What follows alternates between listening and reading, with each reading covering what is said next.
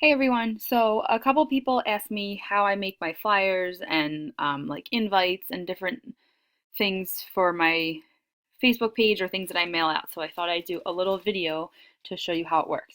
So basically what I do is I go on Google and I Google LuLaRoe invite or whatever, and I find something that I think is cute.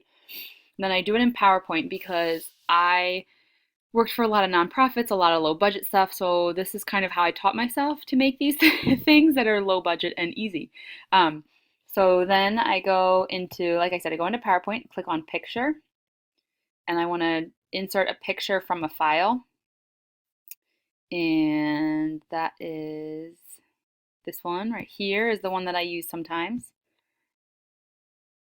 And so from here, it has somebody else's information on it. So what I do to get rid of that and to kind of make it my own, I go into shapes and I pick a rectangle or whatever it is, something to make myself, and I'll just kind of put a square over it.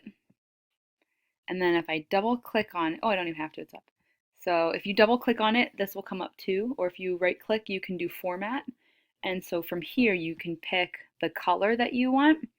So if I make it a white box with no line around it, I have now covered up the old info and I can put my new info down. But what you want to do first before you do anything else is you want to click on this and then I hit shift and I click on this, and then if you right click you can get to the group and you want to group it.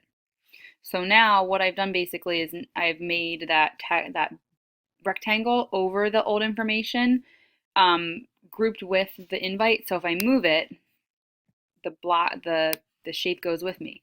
Now if I right click and do ungroup, when I move it, oh, still did it. Okay, never mind, I lied. But I think I have to do it with this one. There we go. Group. Yeah, so you want to group it so then it does, so then it'll move with you. So basically I'll do that for all of mine. And here I'll show you what I mean before you group it. If you take it and go like that, see how it doesn't go with you. So you need to make sure that you group it. So I'm going to do that over again. Solid fill. Make sure it's white. Oh, make sure I'm clicked on it first. And then I do no line. And then from there, what I'll do is a text box. Let me group it. And then from there, I want to do a text box to put in my new date and time. So we can do it right here. Maybe. Okay, so let's say my event is May 16th, 2016. So I drag that down here. And again, I want to group it. So you want to shift, click on your invite, right click on your text box so you can group it. And now, it's all together. Okay, so now I don't just want black font and all that fun stuff. So some people have asked like what I do to make it kind of look like LuLaRoe. So I downloaded both fonts because I'm crazy and I I like am obsessed with it, making sure everything looks right and the same. The one is called Maven Pro Light, and the other one is called Steelfish. I believe you can find it in the Um, you can find it in the Dropbox and the assets.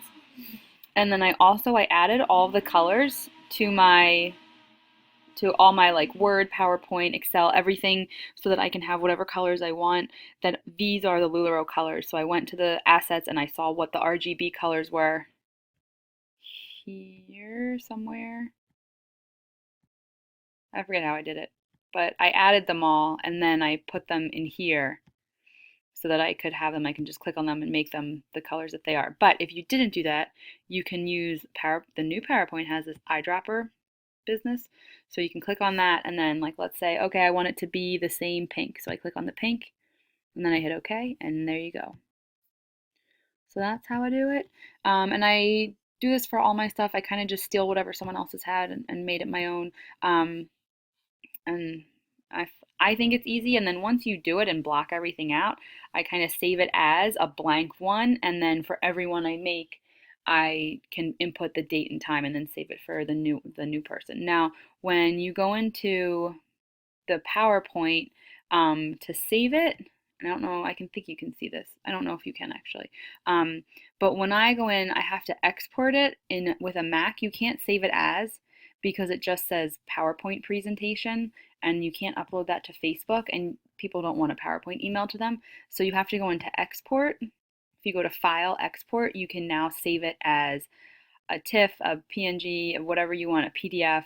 Um, so I usually save it as a TIFF or a PDF because that's higher resolution than other stuff, than like a JPEG or a PNG.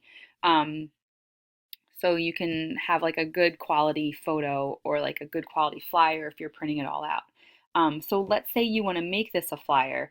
What you're going to do is on a Mac, you go into Design and then you go into Slide Size. And here you can make it whatever you want. You can make it a 4x3.